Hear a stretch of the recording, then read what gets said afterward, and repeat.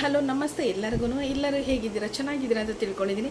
So Gruhalakshmi ಯೋಜನೆ 19ನೇ ಕಂತಿನ ಬಗ್ಗೆ ಒಂದಷ್ಟು ಊಹಾಪೋಹಗಳು ಬರ್ತಾ ಇದ್ದಾವೆ. ಸೊ 19ನೇ ಕಂತು ಬರುತ್ತೆ ಬರೋದಿಲ್ಲ, ಆಲ್ರೆಡಿ ರಿಲೀಸ್ ಆಗಿದೆ ಅಂತ ಹೇಳ್ತಾರೆ, ರಿಲೀಸ್ ಆಗಿಲ್ಲ. ಸೊ ಇದೇನಾದರೂ ಫೇಕ್ ನ್ಯೂಸ್ ಇರ್ಬೋದಾ, ಈ ಥರದ ಒಂದಷ್ಟು ವಿಷಯಗಳು ನಿಮ್ಮ ತಲೆಯಲ್ಲಿ ಓಡಾಡ್ತಾ ಇರುತ್ತೆ. ಸೊ ಅದಕ್ಕೆಲ್ಲ ನಾನು ಉತ್ತರ ಕೊಡಬೇಕು ಅಂತ ಹೇಳ್ಬಿಟ್ಟು ಇವತ್ತಿನ ಈ ಒಂದು ವಿಡಿಯೋನ ಮಾಡ್ತಾ ಇದ್ದೀನಿ. ಸೊ ಯಾರೆಲ್ಲ ಫಸ್ಟ್ ಟೈಮ್ ನನ್ನ ಚಾನಲ್ನ ನೋಡ್ತಾ ಇದ್ರು ಪ್ಲೀಸ್ ಸಬ್ಸ್ಕ್ರೈಬ್ ಮಾಡಿ, ಲೈಕ್ ಮಾಡಿ ಮತ್ತು ಕಮೆಂಟ್ ಮಾಡೋದನ್ನು ಮರಿಬೇಡಿ.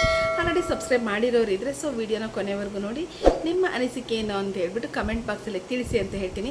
ಸೊ ಇವಾಗ ಗೃಹಲಕ್ಷ್ಮಿ ಯೋಜನೆಯ 19ನೇ ಕಂತಿನ ಬಗ್ಗೆ ನೋಡೋದಾದರೆ ಸೊ ಆಲ್ರೆಡಿ ರಿಲೀಸ್ ಆಗಿದೆ ಅಂತ ಹೇಳ್ತಿದ್ದಾರೆ.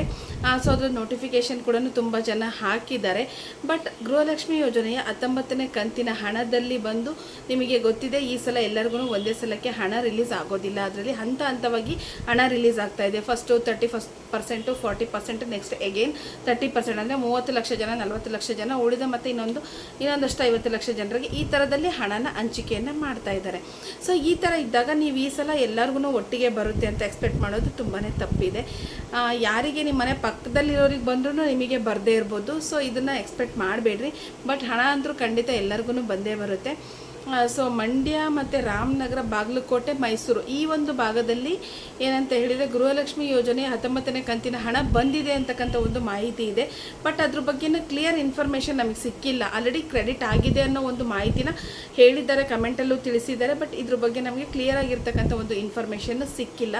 ಸೊ ಇನ್ನೊಂದು ವಿಚಾರ ನೋಡೋದಾದರೆ ಈ ಒಂದು 4 ದಿನ ಕಂಟಿನ್ಯೂಸ್ ರಜೆ ಇದೆ. ಸೊ ನಾಳೆ ಕೂಡ ಅಂಬೇಡ್ಕರ್ ಜಯಂತಿ ರಜೆ ಇರೋದ್ರಿಂದ ಸೊ ಬ್ಯಾಂಕ್ಗಳು ಹಾಲಿಡೇ ಇರೋದ್ರಿಂದ ಸೊ ಅಲ್ಲೂ ಆಮೇಲೆ ನಿಮಗೆ ಗೊತ್ತಿದೆ ನಿನ್ನೆ UPIನಲ್ಲಿ ಟ್ರಾನ್ಸಾಕ್ಷನಲ್ಲಿ ತುಂಬಾ ಪ್ರಾಬ್ಲಮ್ ಆಗಿತ್ತು. ಒಂದು 3 to 4 ಅವರ್ಸ್ವರೆಗೂ UPI ಟ್ರಾನ್ಸಾಕ್ಷನ್ ಎಲ್ಲ ಸ್ಟ್ರಕ್ ಆಗಿತ್ತು.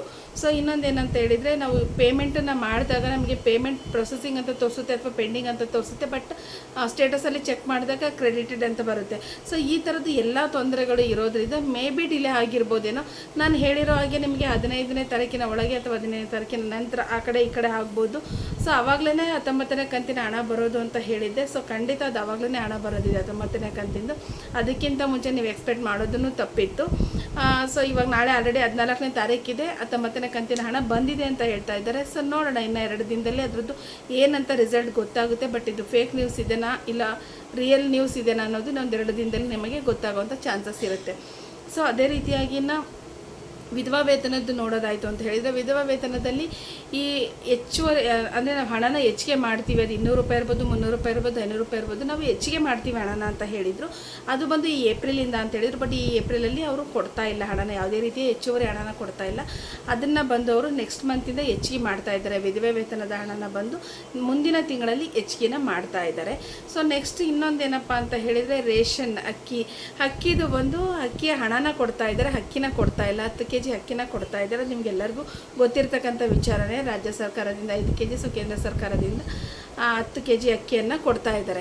ಸೊ ಇಲ್ಲಿ ಏನಂತ ಹೇಳಿದರೆ ಒಂದು ಸರ್ಕಾರಿ ನ್ಯಾಯಬೆಲೆ ಅಂಗಡಿಗಳಲ್ಲಿ ಕನಿಷ್ಠ 5 ಪದಾರ್ಥಗಳು ಕೊಡಬೇಕು ಅನ್ನೋದು ಅದು ಮುಂಚಿನಿಂದಲೂ ಅದು ಇರ್ತಕ್ಕಂಥ ಒಂದು ಸರ್ಕ್ಯುಲರ್ ಇದೆ. ಬಟ್ ಇಲ್ಲಿ ಅವರ ಒಂದು ಕುಂದುಕೊರತೆಗಳಿಗೂ ಅಥವಾ ಅಷ್ಟು ಜನರಿಗೆ ನಾವು ಪೂರೈಸೋಕ್ಕಾಗಲ್ಲ ಅಂತ ಹೇಳಿಬಿಟ್ಟು ಅಥವಾ ಸರ್ಕಾರದ ಕಡೆಯಿಂದ ಏನಾದರೂ ಲೋಪದೋಷಗಳಿದೆಯೋ ಗೊತ್ತಿಲ್ಲ.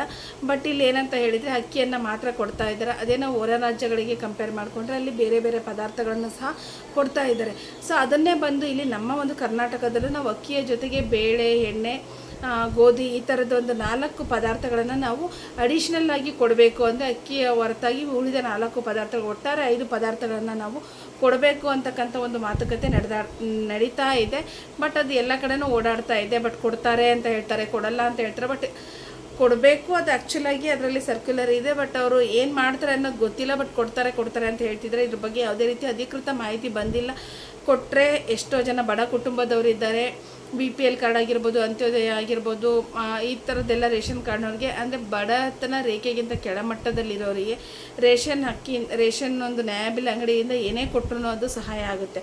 ಸೊ ಅವರೇನಾದರೂ ಈ ಒಂದು ನಿರ್ಧಾರನ ತಗೊಂಡು ಸರ್ಕಾರದ ಕಡೆಯಿಂದ ಒಂದು ರೆಸಲ್ಯೂಷನ್ನ ಪಾಸ್ ಮಾಡಿ ನಾವು ಕೊಡ್ತೀವಿ ಬಡ ಕುಟುಂಬದವರಿಗೆ, ಮಧ್ಯಮ ಕುಟುಂಬದವರಿಗೆ ಒಂದು ಏನೋ ಅನ್ನಭಾಗ್ಯ ಯೋಜನೆ, ಕಾಂಗ್ರೆಸ್ ಸರ್ಕಾರ 5 ಯೋಜನೆಗಳನ್ನು ತೊಗೊಂಡ್ಬಂದಿದೆ. ಅದರಲ್ಲಿ ಅನ್ನಭಾಗ್ಯ ಒಂದು ಹಸಿವು ಮುಕ್ತ ಕರ್ನಾಟಕನ ಮಾಡಬೇಕು ಅಂತ ಹೇಳ್ಬಿಟ್ಟು ಸೊ ಅನ್ನಭಾಗ್ಯ ಯೋಜನೆಯನ್ನು ತೊಗೊಂಡು ಬಂದಿದ್ದಾರೆ. ಸೊ ಅದರಲ್ಲೂ ಇದು ಒಂದು ಕಾರ್ಯನ ಅವ್ರು ಮಾಡೋದ್ರಿಂದ ಸೊ ಎಷ್ಟೋ BPL ಕಾರ್ಡ್ ಹೋಲ್ಡ್ರಿಗಾಗಿರ್ಬೋದು, ಬಡ ಕುಟುಂಬದವರಿಗೆಲ್ಲರಿಗೂ ತುಂಬ ಒಂದು ಹೆಲ್ಪ್ ಆಗುತ್ತೆ. ಇವತ್ತಿನ ಒಂದು ಸಿಚುವೇಶನ್ ನೋಡಿಕೊಂಡ್ರೆ ಕೆಲಸ ಕೆಲಸ ಕಡಿಮೆ ಇದೆ, ಸಂಬಳ ಜಾಸ್ತಿ ಇದ್ದರೂ ಕೆಲಸಗಳು ಸಿಗ್ತಕ್ಕಂಥ ಅವಕಾಶಗಳು ಕಡಿಮೆ ಇದೆ, ರೇಟು ದಿನದಿಂದ ದಿನಕ್ಕೆ ಜಾಸ್ತಿ ಆಗ್ತಾ ಇದೆ. ಸೊ ಇದು ನನ್ನ ಒಪಿನಿಯನ್ ಇದೆ. ಸರ್ಕಾರದವರು ಈ ಒಂದು ಯೋಜನೆಯನ್ನು ತರಬೇಕು ಅಂತ ಹೇಳಿಬಿಟ್ಟು ತರ್ತಾರೆ ಅಂತ ಹೇಳ್ತಿದ್ದಾರೆ, ಕೆಲವೊಬ್ರು ಕೊಟ್ಟೇ ಬಿಡ್ತಾರೆ ಅಂತ ಹೇಳ್ತಿದ್ರೆ, ಗೊತ್ತಿಲ್ಲ. ಇದ್ರ ಬಗ್ಗೆ ಅಧಿಕೃತವಾಗಿ ಯಾವುದೇ ರೀತಿಯ ಮಾಹಿತಿ ಬಂದಿಲ್ಲ. ಸೊ ನಿಮಗೇನು ಅನಿಸುತ್ತೆ ಅನ್ನೋದನ್ನು ನನಗೆ ಕಮೆಂಟ್ ಬಾಕ್ಸಲ್ಲಿ ತಿಳಿಸಿ. ಥ್ಯಾಂಕ್ ಯು ಎಲ್ಲರಿಗೂ.